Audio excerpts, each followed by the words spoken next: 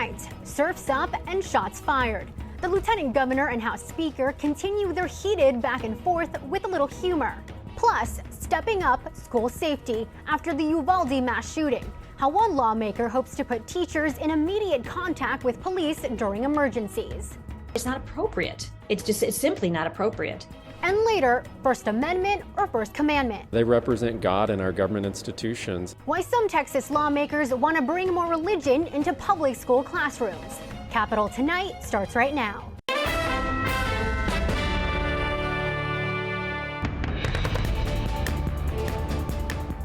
Hello and thanks for joining us here on Capitol Tonight. I am Rena Diamante in for Karina Kling. Time's ticking for the Texas legislature to get its work done, and the feud between Texas House Speaker Dade Phelan and Lieutenant Governor Dan Patrick is ramping up. Earlier, they brought in some humor to their back and forth that's been escalating over the past few weeks. Here are their tweets from Tuesday. This all stems from a comment Patrick made about Phelan's property tax reduction plan during an interview with Capitol Tonight. No, the appraisal caps, and we don't have time to explain it, Karina, they're not a factor essentially anymore in a person's tax bill, number one. Number two, it doesn't benefit any senior at all, which are 40% of homeowners. And third, California Dade wants a California tax plan or a New Jersey tax plan.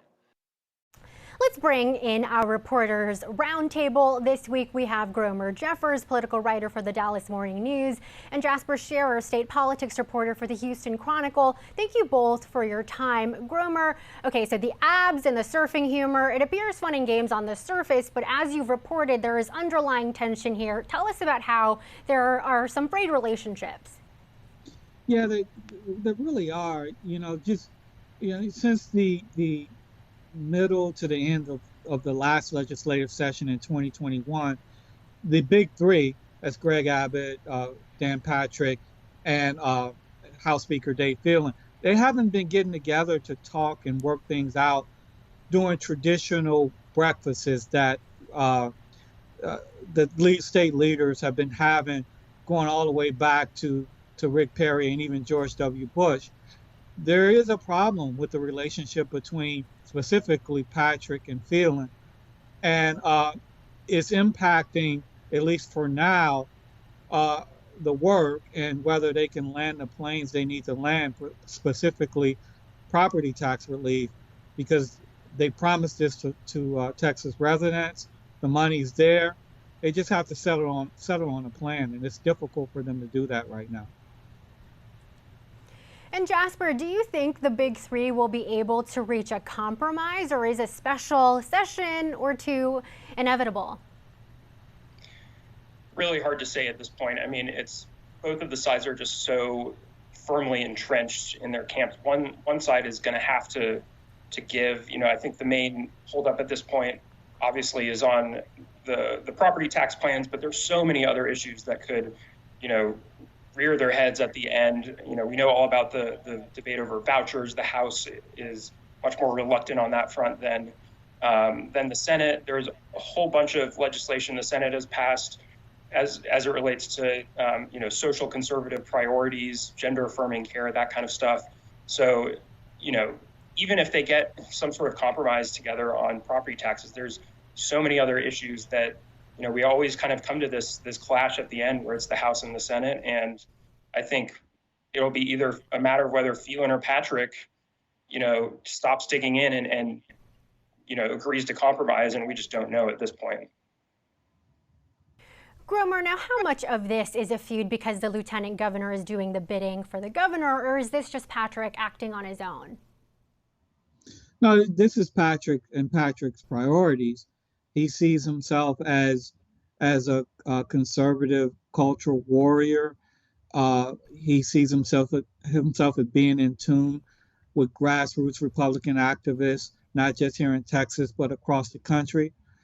And as was mentioned earlier, there are a slew of culture war issues that the Senate has approved that's in step with what's being approved in other states like Florida, that could be non-starters in the House, and therein lies the friction between Patrick and Phelan. Patrick has a way he wants to do things. Phelan wants to feel like the House is driven by its members, and he doesn't want to subject those members to some votes that they don't want to take.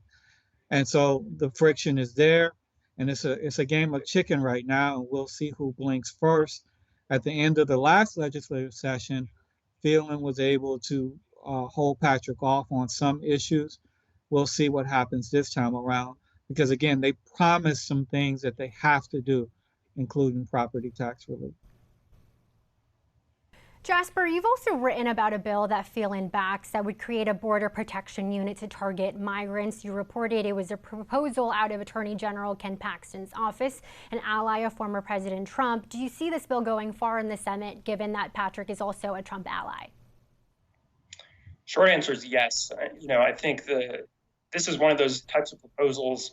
If anything, you kind of traditionally expect it to come out of the Senate, and the question would be whether it would pass the House. The House on this issue kind of got out to the right of the Senate in some ways by kind of getting the jump on this bill. It takes a really, unique approach would be one way to put it, where it proposes to enlist sort of a deputized unit of non-licensed peace officers to help with border enforcement carried out by the state. And we haven't seen any indication there's going to be defections from Republicans of any sort, in the House or in the more conservative Senate. So I think it's got pretty good odds in the Senate, and that's all it needs to make it to the governor's desk. It's just a matter of what the bill is going to look like.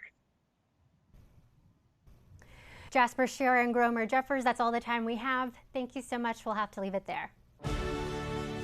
Let's get a check of some other political stories making headlines. Local prosecutors who refuse to enforce certain state laws could be removed from office. This comes in response to district attorneys of cities who have said they would not prosecute violations of the state's abortion ban. The bill was a priority for both Lieutenant Governor Patrick and Speaker Phelan.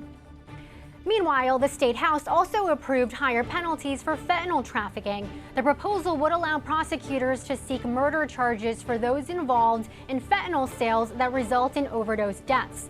Protesters gathered at the Capitol yesterday to voice their opposition to the bill, saying harsher penalties are not the answer.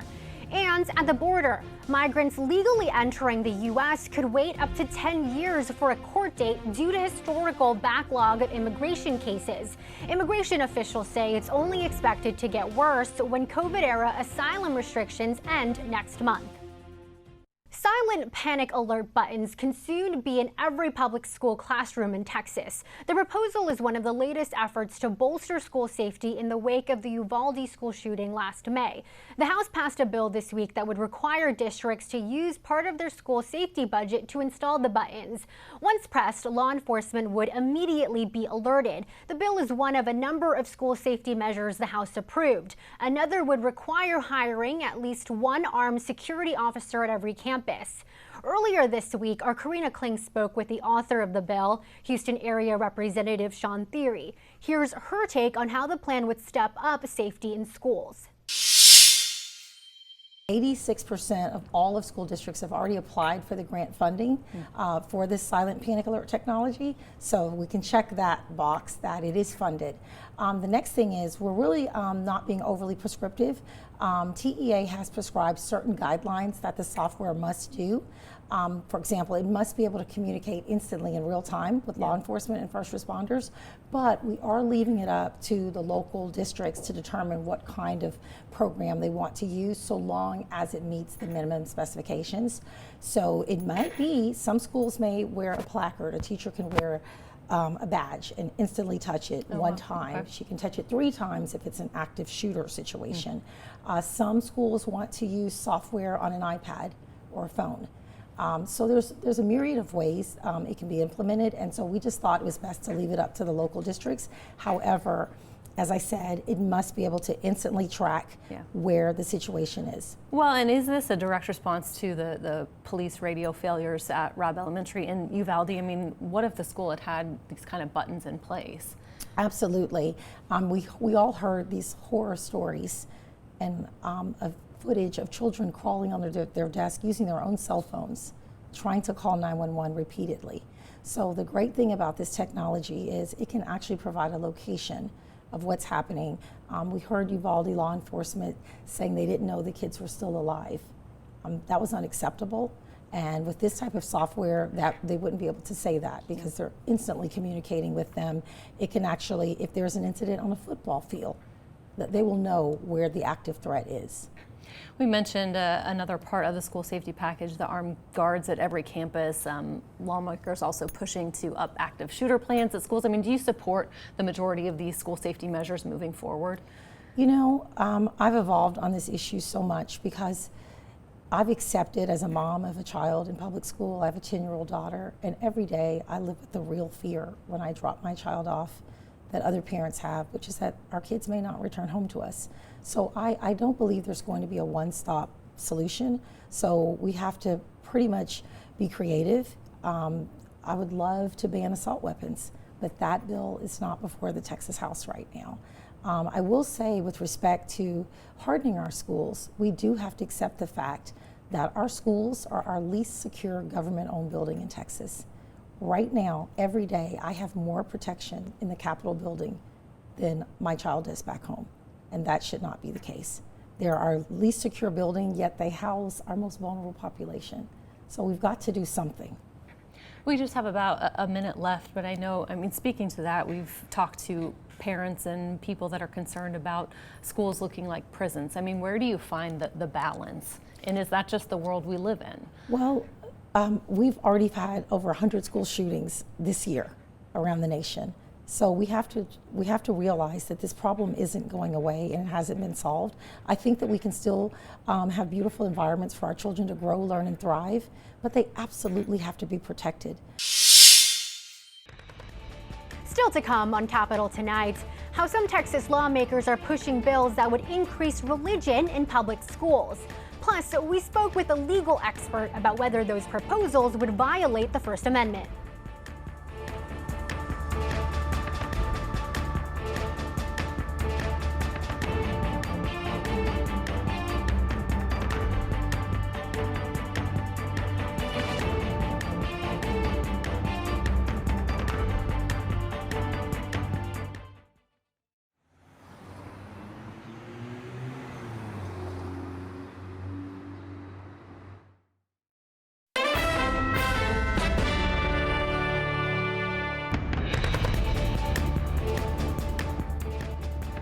There's a push by Texas Republicans to increase religion's presence in the state's public schools, but critics are raising concerns about violating the separation of church and state. The controversy revolves around 3 bills, including one that mandates the display of the 10 Commandments in classrooms. And as our Charlotte Scott reports, Republican lawmakers are also pressing for school chaplains.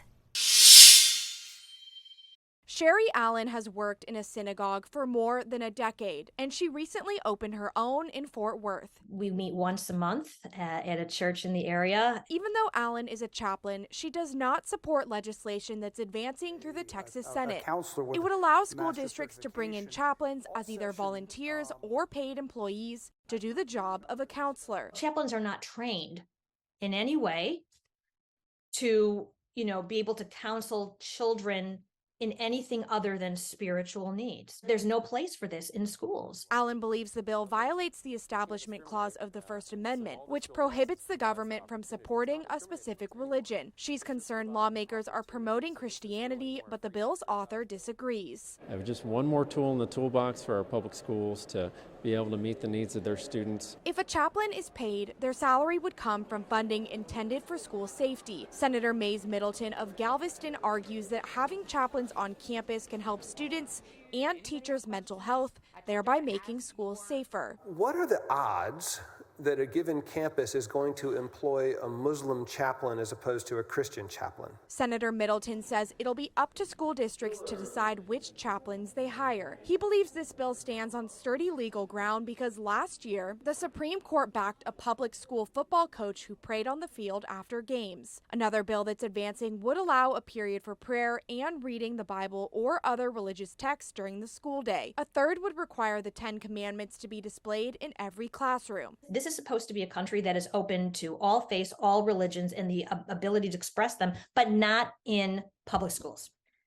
I mean, the law is Constitution's pretty clear about that. A disagreement about the separation of church and state in schools that's likely to go from the classroom to the courtroom. For Capital Tonight, I'm Charlotte Scott.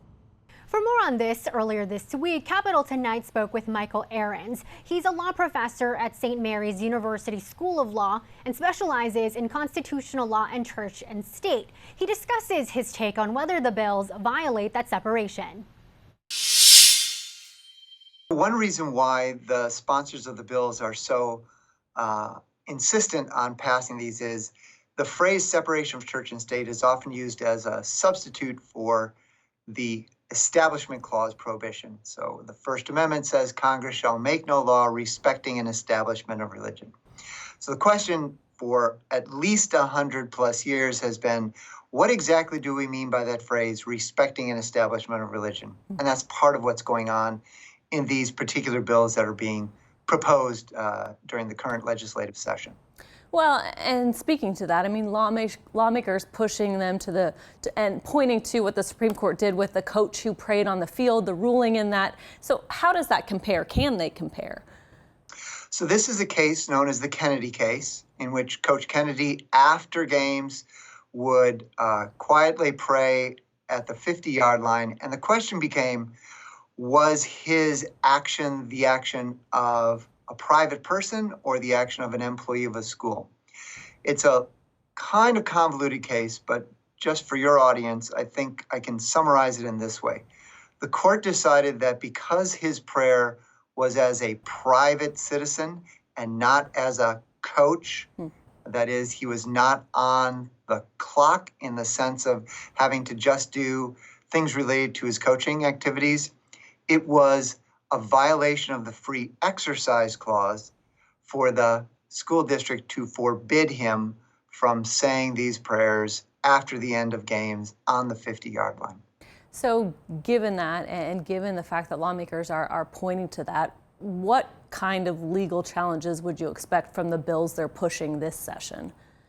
Yeah, I think the sponsors of these bills are reading the Kennedy case very, very broadly. I don't think it says what they are asking. And I think that if any of the three bills that have been proposed that have something to do with what we broadly call religious liberty, they will be immediately challenged on constitutional grounds. Yeah. Lastly, the bills related to chaplains and the reading of religious texts, the prayers in schools. Proponents argue that they're religiously neutral. What's your response to that? Well, if you look at the reading the Bible or other religious texts, that's probably the most neutral of all, in part because it just says something that probably is already there, which is you can't coerce anyone to pray. You can't coerce people not to pray. And what this bill as proposed would do is it would simply add another part of the day where if you wanted to, in a room that was just set aside for reading religious texts, you could do so. With regard to the chaplain issue, that's a little bit iffier, in part because the bill, though short, fails to define exactly what they mean by chaplain. And so it's unclear to me exactly what they mean. Anyone can call oneself a chaplain. There's no definition that goes to that. And then finally, with regard to the 10 Commandments in the schools, that one seems the most problematic and the most likely immediately to be either struck down or to be enjoined from enforcement.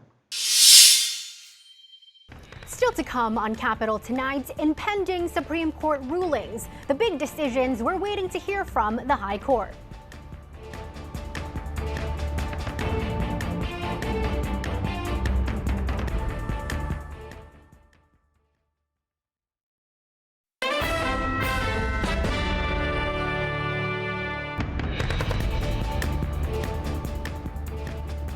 The Supreme Court on Wednesday heard its final case this term, and now the waiting begins for several potential blockbuster rulings. This as revelations about the financial dealings of two justices are fueling demands for ethics reform. Our Washington correspondent, Reuben Jones, has more. The Supreme Court this week heard arguments in its last scheduled case this term. Now it's decision time. By July, the justices will issue opinions on issues ranging from the White House to the Art House. One case involves a copyright dispute over photos of the late musician Prince, and the justices are weighing whether social media companies should remain immune from lawsuits over content on their platforms. The court will also rule on President Joe Biden's student debt forgiveness plan, affirmative action protocols at colleges, whether a web developer has the right to refuse business celebrating same-sex weddings because of her faith, and more. There is a case having to do with partisan gerrymandering and the Voting Rights Act. One big headline coming out of the court this term is the conduct of justices. ProPublica revealed that Justice Clarence Thomas failed to disclose trips and gifts from a Republican megadonor. The reporting sparked new calls for ethics reform. Is it any wonder that we face a crisis of public confidence in the Supreme Court? Senate Judiciary Chairman Democrat Dick Durbin asked Chief Justice John Roberts to testify about ethics reforms at the court, but Roberts declined. The justices don't have a binding set of ethics rules governing them. But any effort by Congress to adopt those type of reforms could violate the separation of powers doctrine in the Constitution. It's really important that the court pay attention to its institutional legitimacy. And after ending the federal right to an abortion last year, the court ruled the most commonly used abortion pill should remain available while a lawsuit challenging its approval by the FDA plays out. That new battle over abortion is likely to come before the court in the next term. In Washington, Reuben Jones, Spectrum News. The Federal Reserve has released its findings following the collapse of Silicon Valley Bank back in March. The Fed found government regulators failed to supervise the bank. As far as a solution, the findings recommend increasing banking supervision and regulations. Silicon Valley Bank was the largest bank to collapse since the 2008 financial crisis. And that is all the time we have for this edition of Capital Tonight. Join us again on Monday for the latest in Texas politics. Thanks for watching and have a great weekend.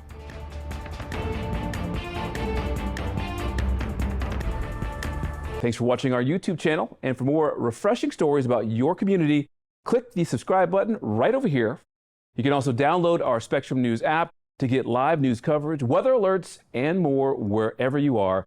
And don't forget to tune in to Channel 55 on Dish and DirecTV for live local reporting every single day. We'll see you then.